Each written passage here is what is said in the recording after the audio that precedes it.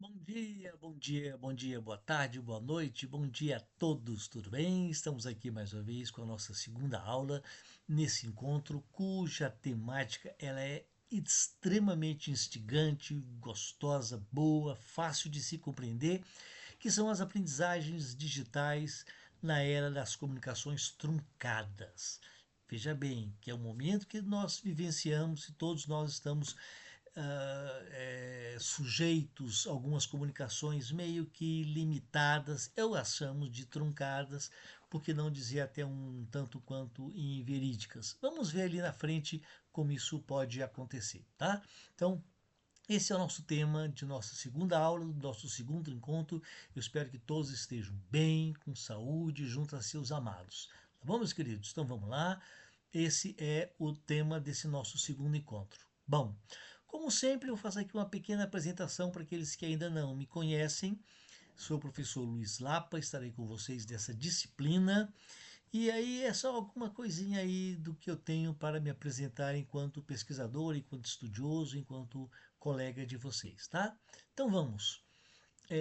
Como proposta nessa segunda aula de aprendizagens digitais nesta era de comunicações limitadas, eu tenho para fazer quatro temas que a gente vai poder tratar agora, tá? Domínio e uso desses instrumentos digitais, o impacto das redes sociais no processo de aprendizagem, desafios desse tipo de estratégia e os efeitos dessa comunicação que eu chamei de truncada, mas na verdade é uma comunicação falsa, né? Que nós temos no nosso dia a dia. Então vamos lá. Primeiro, domínio e uso dos instrumentos digitais. Ora, todo professor, todo professor, tanto quanto, claro, os estudantes, eles devem estar atualizados no sentido de dominar essas novas tecnologias, porque elas fazem parte do nosso dia a dia, estão na nossa sociedade de hoje e não tem como a gente deixar de tê-las em contato. Então é bom a gente ter sim o prazer de dominá-las no sentido de saber usá-las. Não é? Nós vivemos hoje numa sociedade onde não é de agora, é de muito tempo de que a nossa sociedade ela parece ser pequena, mas não quando nós entramos nesse mundo das novas tecnologias, as coisas se aproximam, principalmente as informações.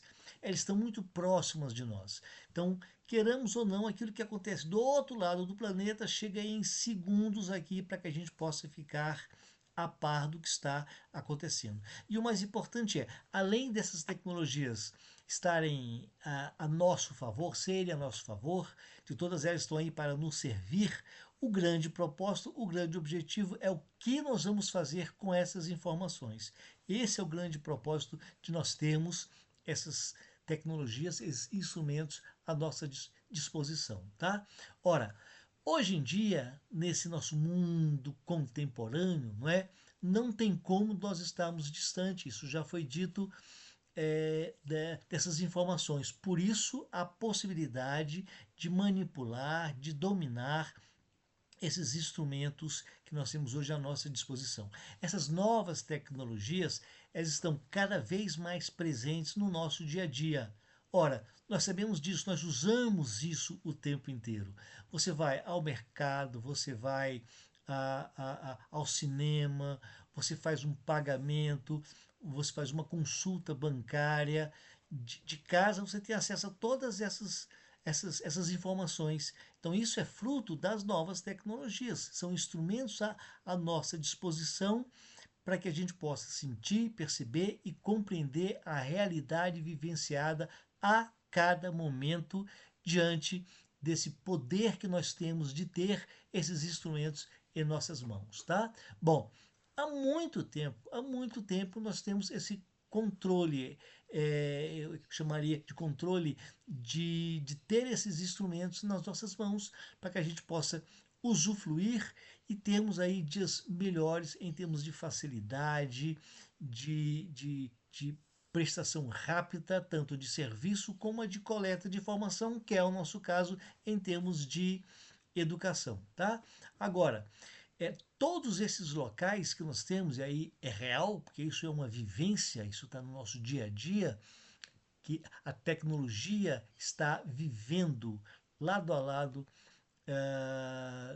na nossa vida, olha o que estamos fazendo agora, né? Eu aqui desse lado e vocês sabe lá onde estão podendo usufruir dessa aula.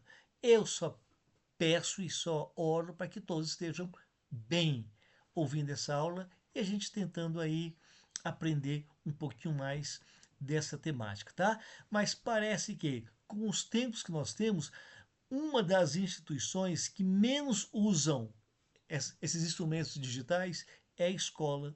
Por uma série de motivos, nós temos que boa parte dos centros de ensino ainda não se apropriaram desse instrumento valioso que são as mídias nas suas mais variadas eh, possibilidades de ofertar, de transmitir o conhecimento. Tá?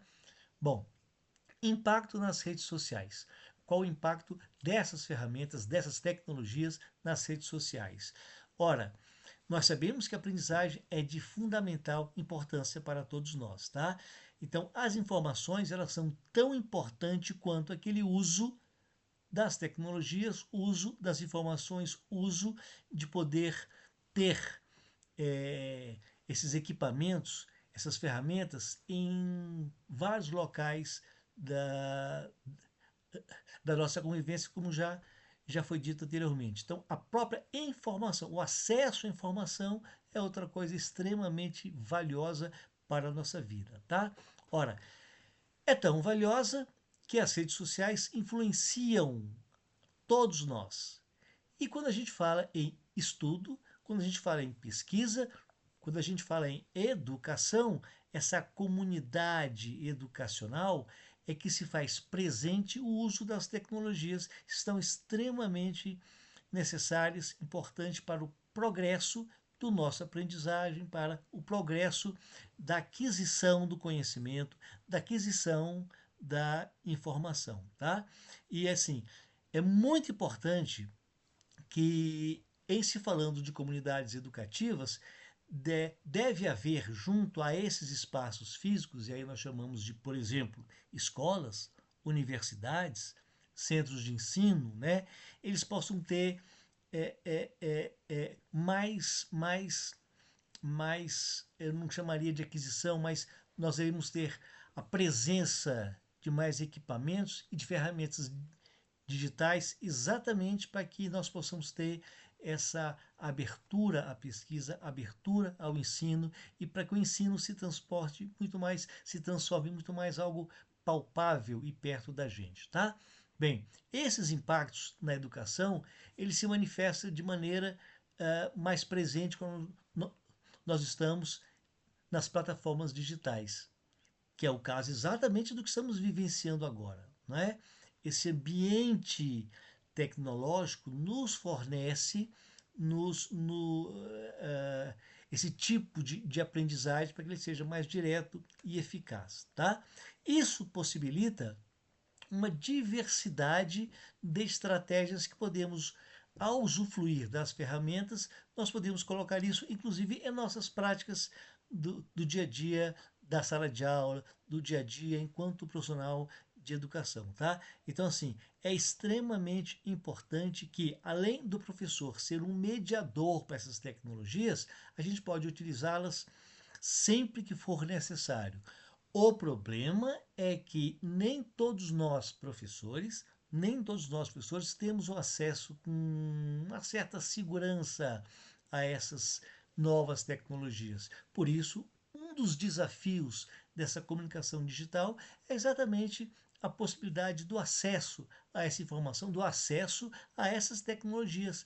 Por quê? Porque os dados, quando eles acontecem, as informações, quando elas vêm num volume enorme, numa variedade enorme, e quando hoje eu tenho acesso a uma informação, amanhã eu posso ter acesso à mesma informação de maneiras variadas, ou seja, o volume é muito grande. Então, se eu não estou preparado para lidar com essas novas tecnologias, com esse novo avanço da troca de comunicações, a gente cria aí uma barreira muito grande no processo de ensino-aprendizagem, tá? Então torna-se também um, um desafio fazer com que esse espaço que eu trabalho, ora escola, sala de aula, na universidade, algum campo em que eu esteja atuando enquanto professor, que esse espaço seja por uso das tecnologias, por uso das mídias eletrônicas, seja um espaço mais dinâmico, um espaço que possa haver uma troca, uma interação, possa dar ao estudante algo que ele se sinta prazeroso em continuar a aprender, em continuar a estudar, em continuar a seguir na aquisição do conhecimento, tá? É por isso que não estou aqui negando, veja bem, alguns métodos tradicionais, em hipótese alguma, eles foram importantes, eles são importantes e em determinados momentos é necessário que o tenha. Agora, reformular essas ideias, reformular alguns paradigmas que muitos de nós ainda temos naquela visão meio que tradicionalista de ensino, que só deva seguir um único caminho, e isso a gente tem que rever, porque realmente é um desafio nós temos, enquanto processo educacional, fazer com que o nosso aluno, com que o nosso educando fique motivado a cada vez mais aprender, tá? Então, as ferramentas tecnológicas, elas devem estar presentes como eu diria, no dia a dia do professor. Então ele tem que tentar quebrar, aprender, de deixar de lado algum falso paradigma de que é difícil, eu não consigo, é só para os mais novos. Tem muito professor que diz: epa, eu não vou conseguir mais, porque eu não sei largar aquilo que eu ando fazendo há algum tempo. Isso aí é para gente mais nova. E pode ser alguma, isso é para quem está interessado em mudanças. As novas, as novas tecnologias, elas vieram para aqueles que querem deixar da sua prática no dia a dia, ter como desafio da sua prática pedagógica algo mais eficiente, algo mais interessante, algo que venha a produzir para o aluno um conhecimento mais dinâmico, mais perto da nossa realidade, inclusive, que é o que muita ferramenta digital ela pode nos dar, tá? Agora, com essas ferramentas digitais, que a gente tem um acesso à informação de forma direta, de forma mais clara, de forma mais imediata, a gente tem que tomar muito cuidado exatamente com aquela informação que eu chamo, lá no começo eu chamei de truncada, o que na verdade é uma comunicação que a gente pode dizer que é falsa, ou seja, elas apresentam um grande problema para exatamente no processo de aprendizagem. Porque como essas informações, nós vimos antes, elas têm um volume muito grande de troca, de cada vez mais a informação está aí à nossa disposição, se eu não paro para verificar que tipo de informação é essa, eu acabo acreditando nela. E ao acreditar em determinadas informações que não são verídicas, eu não vou produzir um conhecimento necessário para que eu possa prosseguir no meu avanço cognitivo, intelectual, emocional, porque eu paro naquela informação. E às vezes, por não detectar que informação é essa, supondo que ela não seja verdadeira, e nós a chamamos de fake news, não é? Isso cria um prejuízo violentíssimo lá na frente. Porque além da gente truncar com essas informações que não são confiáveis, eu posso ter um prejuízo intelectual, social, lá na frente. Lá na frente eu posso ter esse tipo de prejuízo com a questão de que essa informação alarmante e que eu acreditei e repassei e divulguei, ela pode ter aí uma consequência extremamente desagradável na construção da opinião pública ou na opinião pessoal, enquanto pesquisador, enquanto estudioso, enquanto educador, enquanto pessoa, enquanto cidadão, tá? Então, muito cuidado com essas informações que a gente sabe estão no nosso dia a dia. Por exemplo, este fenômeno ele reforça, é o que diz bem essa frase agora, ela reforça alguns tipos de preconceitos, porque ao se espalhar com muita facilidade devido ao volume de informação, devido ao tempo que nós temos de processamento desses dados e que nos chega essa avalanche de informações, não é? Então, é, é, isso com facilidade vai alimentar ao que ele chama aqui ao lado de uma cultura de intolerância. Ou seja, dependendo da informação, ela não sendo verdadeira e eu não vou checar se ela realmente de fato é ou não é verídica, eu começo a criar coisinhas na minha cabeça, no meu consciente, indo contra, indo não a favor, acreditando em coisas que de fato não existem e criando na minha mente alguma coisa que eu li dos outros, que eu vi, que eu acreditei de outros, tá? Não merecendo aquela especial atenção ao fato de que isso não é algo a se repassar, algo que eu devo acreditar. Então, muito cuidado, tá? É importante esse novo dado que tem aí para que vocês possam ler, onde diz que é absolutamente essencial que os alunos e nós, professores, nós educadores, nós estudiosos, desenvolvam habilidades críticas que lhe permitam discernir das informações que são verdadeiras e das enganosas. Olha que impacto isso pode ter no nosso processo de aprendizagem, no nosso processo de construir uma informação verdadeira e repassar isso para o próximo, né? Lá na frente, tá? Aí eu cito como um grande exemplo, algo que foi e continua sendo divulgado em muitas redes sociais. Por exemplo, que as mudanças climáticas elas não são reais. Eu acredito que você já deve, em algum momento, ter escutado isso de alguém, deve ter visto isso, alguma reportagem, dizendo que as mudanças climáticas elas não são reais, é ficção do homem. Por mais que a gente tenha no nosso dia a dia, esteja acontecendo coisas absurdas, preocupantes, alarmantes na nossa vida, como os incêndios, as inundações, o degelo é uma realidade que anda acontecendo nos trópicos, a seca. É o óbvio que muitos desses fenômenos eles acontecem devido a outros fatores. É claro que sim, mas as mudanças climáticas elas estão acontecendo. Isso não é uma fake news. E a principal consequência dessa falta de disseminação de uma informação verdadeira, com essa questão, por exemplo, que eu citei aí, das mudanças climáticas, é a fome.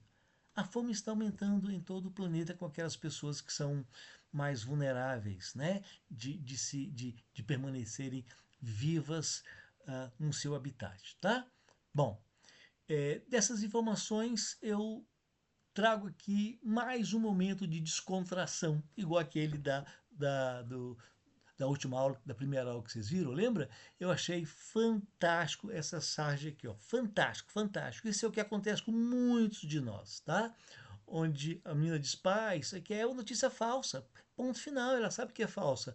Mas ele, por falta de informação, diz, uai, mas como é que pode ser falsa? É isso que eu acredito, é isso que eu penso, é isso que eu acho. Então como é que pode ser falsa? Entendeu? Então, assim, muito cuidado para nós não misturarmos o que eu andei pesquisando para conversar com vocês sobre a questão de fake news e as nossas crenças, sejam elas quais forem as crenças de cada um, crenças nas suas mais variadas óticas, tá? Mas muito cuidado com as crenças e aquilo que é ou não é realmente verdadeiro, ok? Bom, deixo para vocês uma pequena bibliografia para que vocês possam mais tarde, caso queiram ter algum acesso a alguma informação, viu? E foi dessa fonte que eu bebi, como a gente diz, é dessa fonte que eu estou repassando o pouquinho que eu conheci, que eu fui atrás para ter esse belo e gostoso e prazeroso momento com vocês, ok? Pessoal, muito obrigado mais uma vez, agradeço a todos por esse momento. É extremamente agradável saber que ali do outro lado da tela alguém vai estar me ouvindo, alguém vai estar participando e nós temos uma plataforma na universidade para essa troca de informações caso alguém queira tratar de algo mais nessa temática das aprendizagens digitais. Ok? Então, conto com vocês para quaisquer dúvidas que tenham, entre em contato com o professor Luiz Lapa, a gente vai trocando uma figurinha, tá? Uma última informação nas atividades, nessa próxima atividade dessa nossa segunda aula, leia com bastante atenção, por favor, a questão das orientações de como fazê-la. Ok? Então, gente, muito obrigado, fique com Deus e um bom estudo para todos.